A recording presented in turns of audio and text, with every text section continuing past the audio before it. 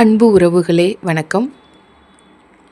மூலாதார சக்கராவை இயக்குவது எப்படி என்ற பதிவிற்கு தாங்கள் அனைவரும் கொடுத்த ஆதரவுக்கு நன்றி. இன்று நாம் நம்முடைய இரண்டாவது சக்கராவான சுவாதிஷ்டான சக்கராவை பற்றி பார்க்கலாம். இது தொப்புளுக்கு சற்று கீழே உள்ளது. இது ஆரஞ்சு நிறத்தை கொண்டது. பார்ப்பதற்கு 6 இதழ்களை கொண்ட தாமரை போல் தெரியும். பாலியல் சக்தி இதிலிருந்து தான் மையம் கொண்டுள்ளது. ஈகோவுக்கும் இந்த சக்தி தான் காரணமாக இருக்கிறது.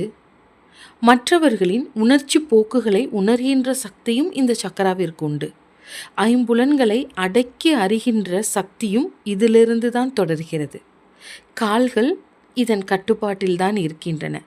இந்த சக்கரா ஐம்பூதங்களில் நீர் தத்துவத்திற்கு நிகராக சொல்லப்படுகிறது.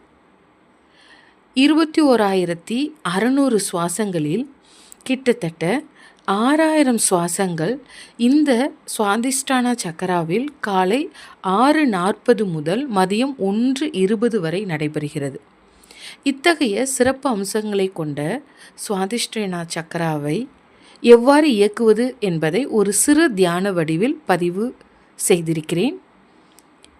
விருப்பப்படுபவர்கள் இந்த ஷார்ட்ஸில் கொடுத்துருக்கிற லிங்கை டச் பண்ணி அதனுடைய முழு பதிவையும் பார்த்து பயனடையுமாறு அன்புடன் கேட்டுக்கொள்கிறேன். நேற்று போல் இன்று போல் என்றுமே உங்களுக்கான பிரார்த்தனையில் நான்.